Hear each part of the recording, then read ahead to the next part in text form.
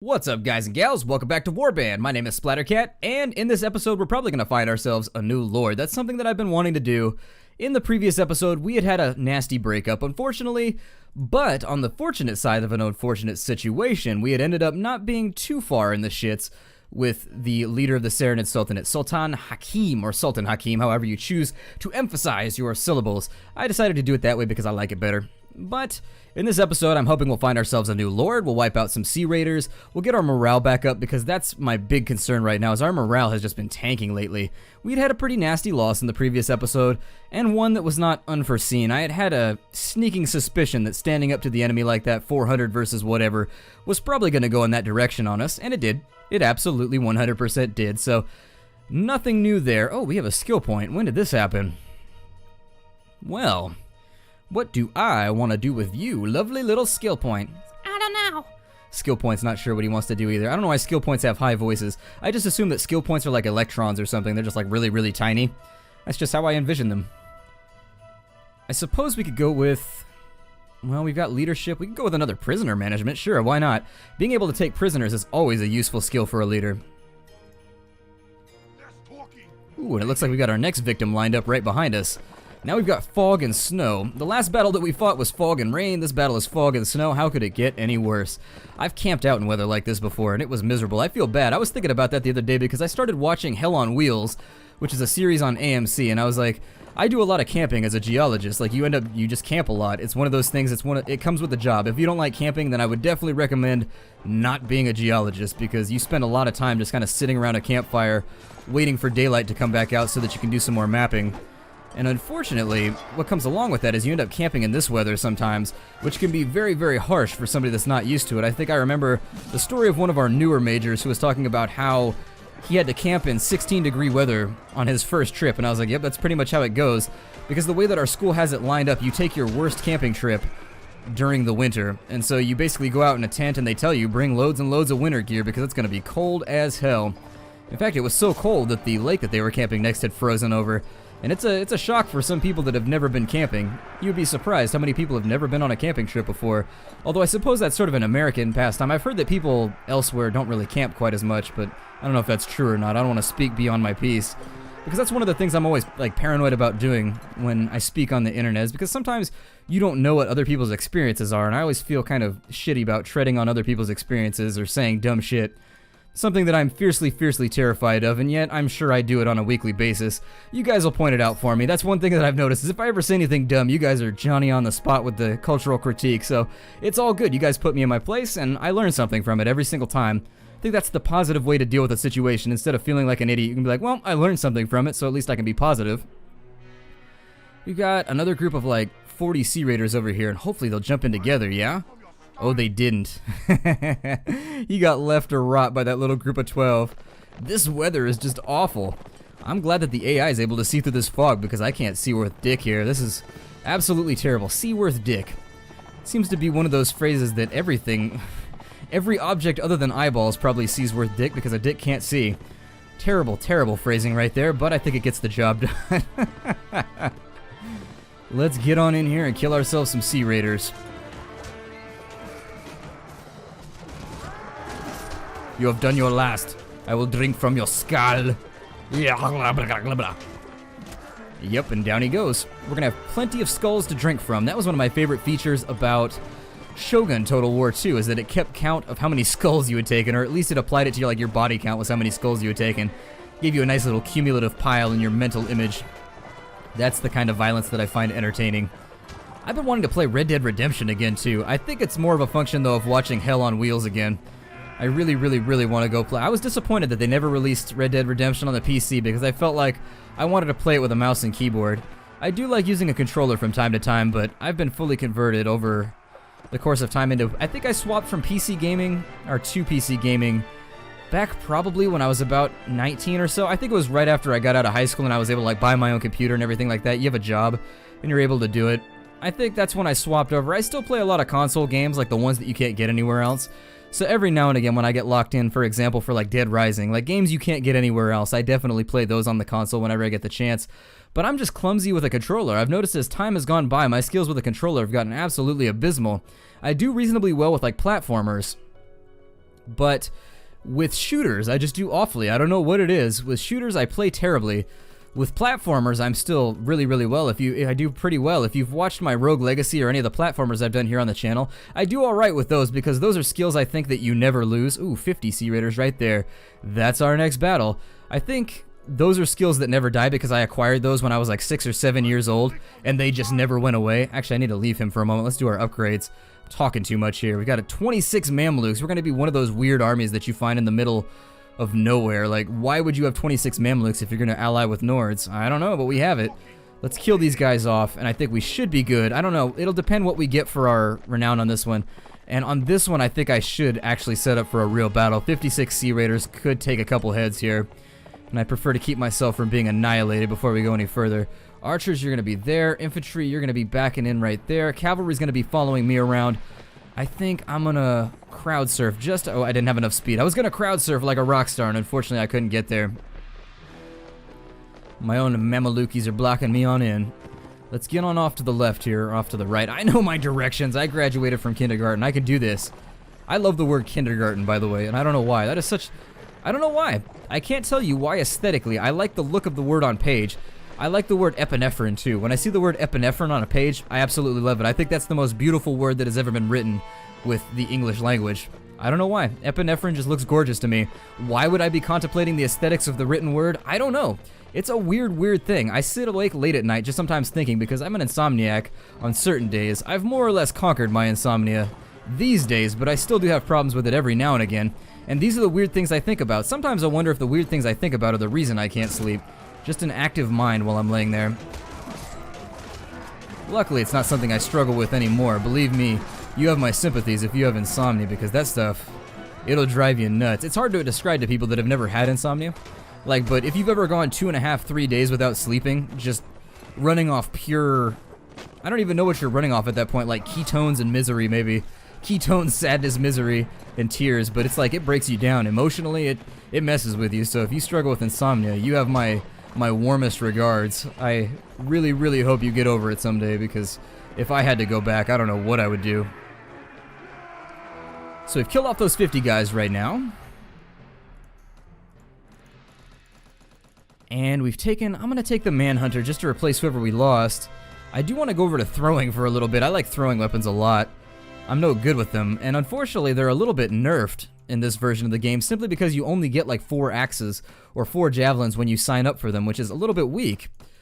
However, if you look at some of the mods like Florus, you'll find yourself where they fixed it by giving you like 25 javelins with any of the javelin groups, which makes them a lot better. Actually, I think you get 10, if I recall correctly. It's like 10 to 15 if my numbers are off. You get 10 throwing axes and 10 javelins, which means if you fill in 2 spots with them, you've got a reasonable amount of thrown ability. Let's get rid of these guys because I wasn't paying attention to how much, not renown, but how much morale we got. I'm at a loss for words right now. You can tell that I'm dragging in light of school being released. Definitely on my heels right now with regards to my sleep schedule. Just kind of like, feeling a little bit like a moo-moo who has not had enough grain to fill her lovely gullet. Is there any other large group right here? If we're done with all the large groups, we can look around for Maliga, I think was his name, and see if we can get the quest from him to wipe out the Sea Bandit lair before we leave so that they aren't in trouble later. 2 more hired blades to take right there. I like that. Good. A few more Mamluks to put into our force. And let's go find ourselves a lord. Now, I don't know if I want to join up with Vaegirs right now. Vaegirs has been doing pretty well the entire time. However, I am interested in jumping back in with Nords, although they're in sort of a fractured position right now. It almost seems like it'd be worthwhile to sign up with Nords as a mercenary for a bit and see where that goes. And once we've signed up as a mercenary for 1 or 2 seasons, just to see how the battles go for him, we can then decide if it's going to be worthwhile to sign on as a lord. So if that's okay with you guys as a plan, I think that's what we're going to do for now. We filled in a bit of time with Vaegirs, and I think that's going to be a good way to expend the remaining stipend of our military units of time. Let's go talk to Akadan. That doesn't sound familiar. Who is Akadan? Yeah, there it is right there. They tend to offer you, if they need it, they'll offer you the mercenary contract straight off the bat. So here we are. We're back at war with Vaegirs. So let's get on the battlefield and we'll see if we can do a little bit of the old head wrecking for our lord, but not necessarily our savior. I don't think we've ever had a situation where King Ragnar has come to our rescue. Looks like they are fielding some pretty large armies, but nothing that I'm terrified of, so let's go fight them. Oh, I don't want that. No. I almost accidentally auto-resolved. Yikes.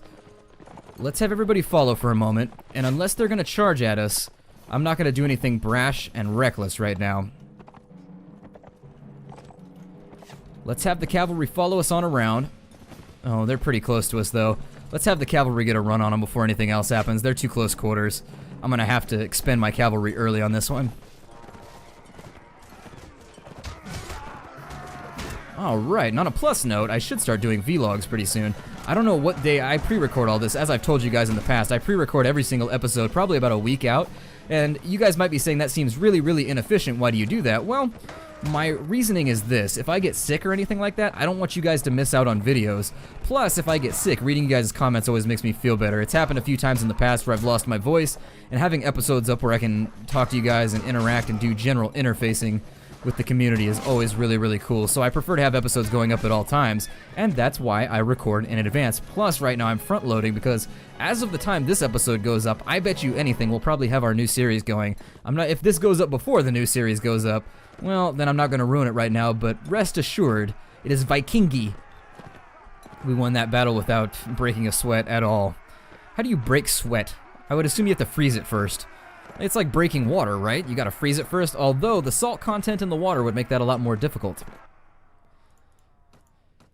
Let's capture everybody we can from here. A couple of infantry. Everybody else is worthless to us, but we'll take these 4. And then to the north, I saw a new engagement, so we're gonna try and get... Ooh, they gave us a nice supply of bolts and ranged weapons for all of our units. Since none of our units have power draw, we're gonna try and take some of these. That bent heavy crossbow right there still does 55 damage, even though it's bent, so you might as well take it. Let's take all of the bolts we can carry around with us too, and we'll replace them as time goes along. I don't want the bent bolts, we'll just take the normal ones. How many pairs of normal bolts does that give me? 2? Good. Amazing. Let's get our upgrades done before we go into the next conflict, just to stack the odds a little bit further into our favor, because you don't know how these things are going to go down. Some of our off units are leveling up right here. I do hope they make it all the way up through the tier, and that they become hired blades. That would make me very, very, very, very, very happy, because I like hired blades. Mamluks, Huskarls, sharpshooters, we could use a couple more, definitely. I don't feel like we have a really good ranged force on our hands right now, but we'll deal with that when the time comes. It's 102 versus some Sea Raiders. This might be one of those odd circumstances where we find ourselves on the side of the Sea Raiders, but I don't have a problem with that. 102 versus 92. Let's do this thing. Issue out the follow order here. And let's really hope that they don't have too many marksmen. If they've got a lot of marksmen on the field, this could get nasty, nasty, nasty, like a boot full of mud. And I hit the wrong key right there. I'm trying to issue orders, but they're not working. Alright, there we go. So everybody should be ready to roll. We have a lot of two-handed units, so breaking up their archers is going to be a main criteria for victory here. The Saronids are very, very good at skirmishing. That's one of their top strengths. They're very good at throwing javelins. Anything that hurts you and makes you sad, they're good at. And skirmishing is definitely a thing in Mount and Blade that makes people very, very ill. Makes them feel a tad queasy. Skirmishing can be nasty just because it's hard to predict when you're going to catch that random javelin to the middle of your forehead. Everything appears to be going according to plan. We are losing some units, but it's a bigger battle. So there are casualties to be expected, just as attrition. The more people there are on the battlefield, the more likely you are just to catch kind of a random sword here and there. Finish off a few of these gents that are running around errantly.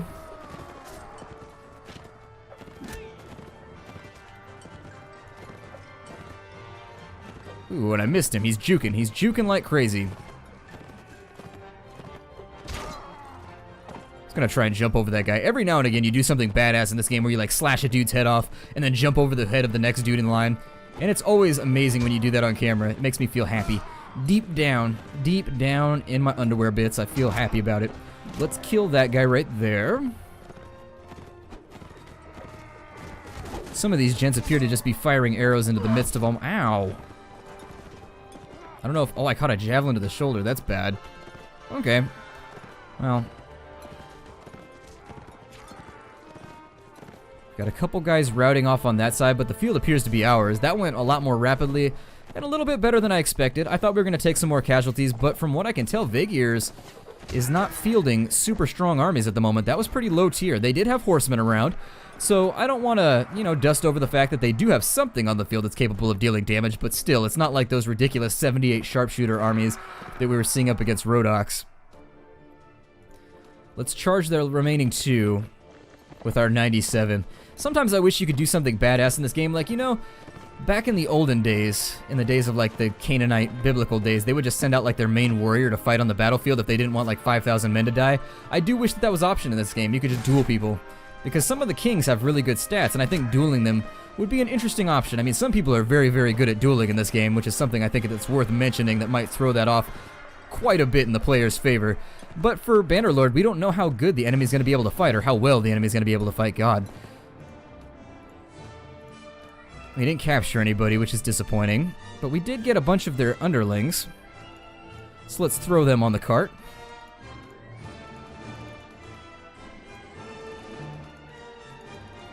And we'll pawn them off as soon as we have the ability to.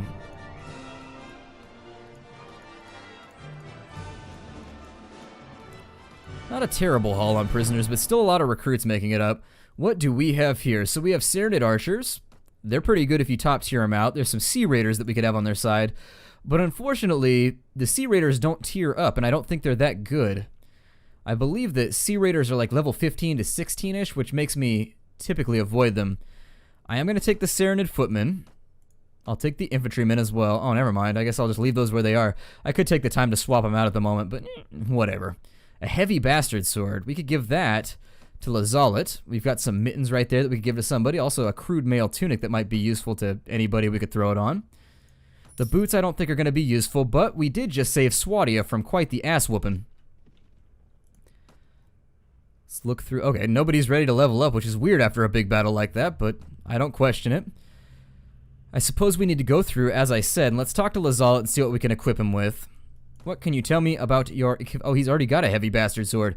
We can make him be a total badass, and he could dual wield him. He could get like that Titan Fist thing going on, if I'm not giving away my World of Warcraft roots too much, but Titan Grasp, I think it was. I might be. It's been about a year and a half since I quit playing WoW, so it's been a while. Artimener, what do you have with regards to equipment? You've got yourself a fighting axe and a heavy round shield. His heavy round shield's better than mine. That's not okay. Let's swap that out. Now then, this battered Bernie is not quite as good as what you have. Why am I having a full-on conversation with somebody that's not actually alive? He's like, oh, you don't have a soul, Artimener. We'll give him that badass helmet. Maybe I should give that, no, we'll give that to Lazalet since he's on the front lines, and he's a little bit more important since he's dual-wielding. I want his armor to be higher. With him, we could give him one of the heavy crossbows and one of the bolts so that he can fire onto the battlefield when the need arises. We'll also give him some gloves to even out his body armor a tad. Back to Lazalet. We'll try and give him a better helmet, although I didn't realize he has a bassinet on, which I think is better than... It's not better than the great helmet, but it's decent. It's okay, so he might get away with using it. We've got... I thought I had another crossbow in here somewhere. Where did it go? Crossbow, where are you? Oh, I must have sold it. Well, I'll put the bolts in there to remind myself. And possibly... There we go. I wanted the great helmet on him. Is that great helmet better than my great helmet? No, they're the same. I gotta make sure that my helmet is greater than any... It has to be greater than or equal to the helmet of anybody else in your group. If you know how Warhammer 40k works, the size of your hat/helmet is very, very important in deciding whether or not you're going to exist into the next book or into the next chapter or into the next game or not. Also, pauldrons. Sargoth is not going to be sackable. Although, what are they packing right here? That is a very, very long list of guys. We've got horsemen. They do have crossbowmen, but what they don't have... Oh, 52 marksmen. There they are. I'm sorry if you can't read that text, but I was looking for marksmen right now. Let's have our way into their territory. We'll figure out what we can accomplish here. They do have a few armies left to be reckoned with, but nothing so vicious as to warrant me kind of putting myself in a defensive position. I'm just going to stay in their land and continue wiping them out. We got to do the best that we can for the lord that we've signed on with, unless you're part of the kingdom of the Serenades, and then we abandon you. We abandon you like an ugly kitten. I'm just kidding. I wouldn't abandon any kitten, because they're all adorable, except for that one with the tongue that hangs out. I don't know. The ones with the tongues that hang out kind of weird me out. Or the bald ones. The bald cats. I don't know. I can't do bald cats. I prefer my cats nice and pluffy. The pluffitude of the cat is what endears it to me. Like when I go down to the ASPCA, I've said this before, but I'm like, bring forth your poofiest kitty.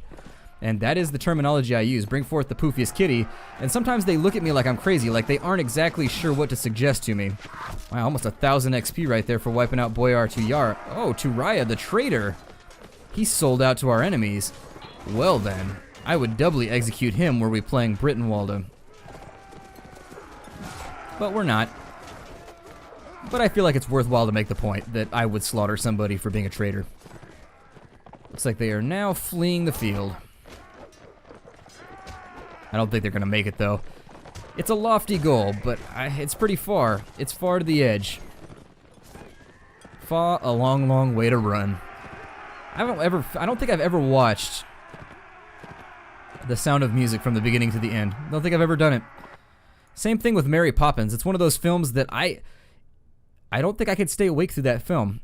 Throughout my entire life, I have fallen asleep consistently every time I've watched Mary Poppins, to the point where I felt like it would be a good way to induce some form of sleeping when I was having my issues with insomnia. Now then, we did take some prisoners here, but bah humbug, I don't care. We'll leave them where they stand, and we need to find our way to a location where we can sell this stuff off. And I think in this case it's going to be a Pravin, so let's head on down there. Are the Nords fighting with Swadia too? I haven't noticed Swadia coming after me, but let's take a look here and figure out our faction reports. That's not it. There it is. Yeah, we're only fighting with Vaegirs right now, so we don't need to be too close to the front. If we were fighting with Swadia too, this could get very, very haywire and hectic. I'd begin to feel a bit frayed. I hope that there's a ransom vendor here. Yes, there he is. Ooh, and Nizar. Hey, what's up, buddy? Oh, well, we can't take Nizar at the moment, unfortunately, because we're full up, but I am going to come back and grab him. I'll send somebody off. I can't disengage people from right here. But once we make a bit more cash, we will hire his ass.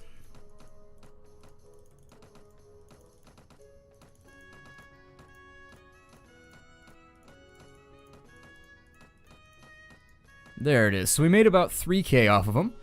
Not too terrible. Not too bad. And then let's fire somebody right now. And once we fire somebody, I think the best person to fire here would more than likely be this footman right here. He's not going to be much use to us compared to Nizar. We'll get back in here. We will rehire our old horseman friend. And there he is. And he's not going to get along with somebody. I think he doesn't get along with Lazalet, but that's alright. My memory's taxing at the moment anyways. It is draining my funds. It is being a Prince John to my Nottingham. Did you know? Oh, no, I'm not going to do a spoiler. Never mind. I was going to do a spoiler right now, but I've read Robin Hood, and Robin Hood does not have a happy ending if you read the original story. It has a depressing ending. It does not go well for anybody involved. Let's charge the enemy. They've got 62 here. We'll try and take an account of what they do and don't have before we get ourselves onto the battlefield. But they're pretty far out on this one, and not in the hippie way. I think we'll try and get ourselves to the opposite side of the bank. And we're just going to line up right here. I'm going to bring my cavalry with me. We'll set up at this point because it keeps us sort of away from being hit with arrows. Not really. They closed that gap a bit quicker than I expected. Ah, well. Send in the clowns. And then once we've busted them up a tad, I'll keep the infantry on tab. And we'll send them in next.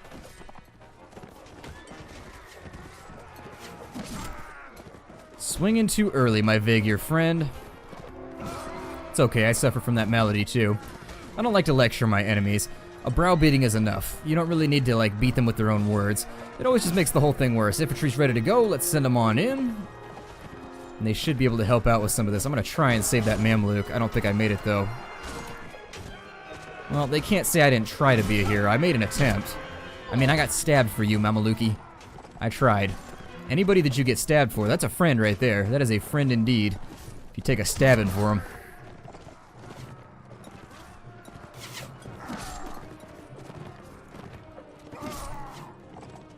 And then finally, this little guy with the fluffy hat over here. Because if you've got a fluffy hat, if your hat is nicer than mine, I have to kill you. Like, I dislike the fact that you get to wear that fluffy hat and I can't, simply based on armor class. Makes me sad. Deep down, I wish that my fluffy hat would have the same armor class as a plate mail hat so that I could wear it all over the field of battle. And also keep my ears warm. Okay, battle concluded. We lost 2 Mamluks. I hate that. Mamluks, I don't know, I think it's just because I use my cavalry improperly. I'm just like, no! And that's the only way I know how to use my cavalry. We'll take him prisoner. Oh, good, we took all of them prisoner. Well then, we'll take all of them. Absolutely. We're not going to leave anybody standing around. We'll also take all of their veterans. Anybody else that we could fit in the wagon. I keep my prisoners in wagons, by the way. It's a little red wagon, like, you know, the one that you had when you were like a 5-year-old? It's a giant version of that. I had all of my followers construct it. It even says Radio Flyer on the side. It brings back memories of my childhood. Victims riding along in a red wagon screaming.